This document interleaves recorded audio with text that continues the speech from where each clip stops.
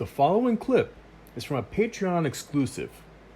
To see the full video and many more, go to patreon.com/GERIMI and become a subscriber. I think I did a live stream a long time ago, like last year, where I went through and showed one of my sketchbooks from high school. I still have, yeah. I don't know if I have sketchbooks that go back as far as middle school, or even I think in middle school I didn't really even keep sketchbooks. I just had big old sheets of paper that I would just fill, or I had like a box that I would put drawings in.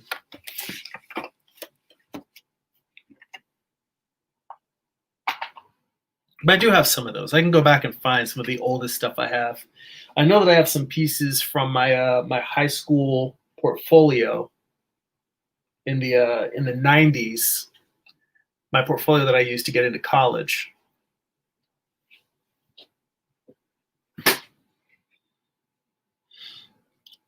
So again, looking at this, Bridgman is sticking with that idea of the pit of the neck being the place that that balance flows from.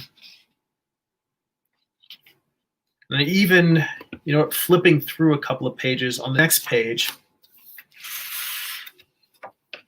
again, this same diagram, he's got, I'm a little too close now. I'm gonna zoom out a little bit. But yeah, even in this page, it seems like it's always the pit of the neck that he's got the that center of balance coming from. So I think I'm just going to work with that as a premise until I get to the point that it doesn't seem to make sense for me anymore. So let's just do some studies from the rest of this balance section. So I'm just going to treat this like I'm just doing gesture drawing practice.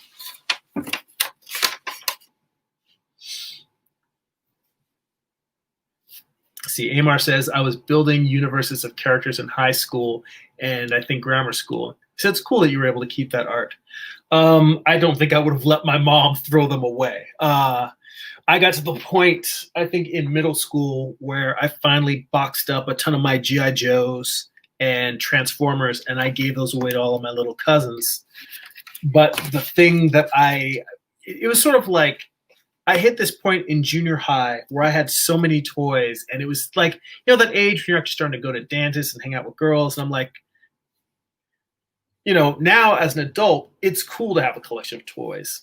But in the early 90s, it was not cool. So I made it a point to I gave up most of my toys, except for I think I kept an original Megatron Transformer, the Walther PPK pistol. I kept that. I kept the original Optimus Prime, and even these I eventually gave away. And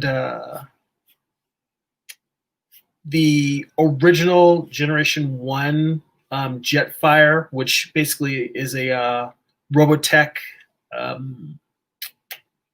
Veritech fighter, the Rick Hunter one with the red. That's what Transformers originally released as Jetfire.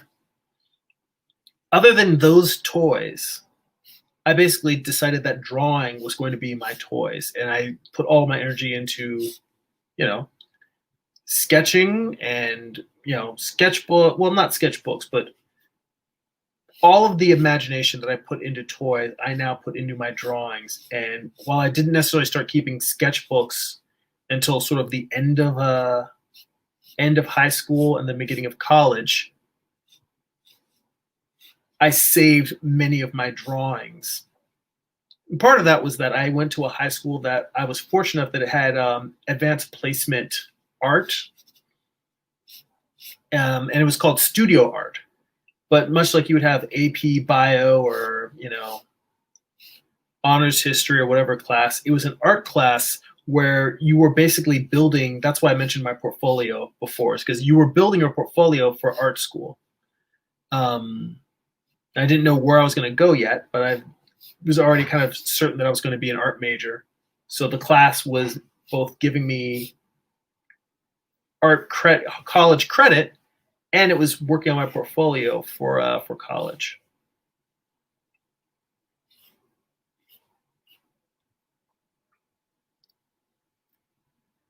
So let's see. Amar says, "Is this the 5th edition of Bridgman's Complete Guide to Drawing Book?"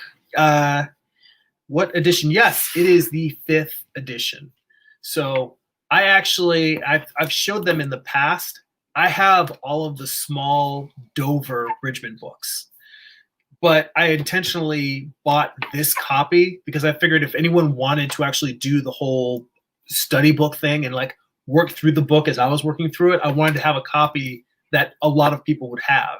And it would be ridiculous for me to expect for everyone else to go out and chase down all the different Bridgman copies that I have, or to try and find the versions in this book, like find the equivalent of the section I'm drawing in constructive anatomy or the human machine, to try to find the equivalent of that in this book. I thought, let me just get this book, because this is the one that most people have these days, and just have that and work from that. So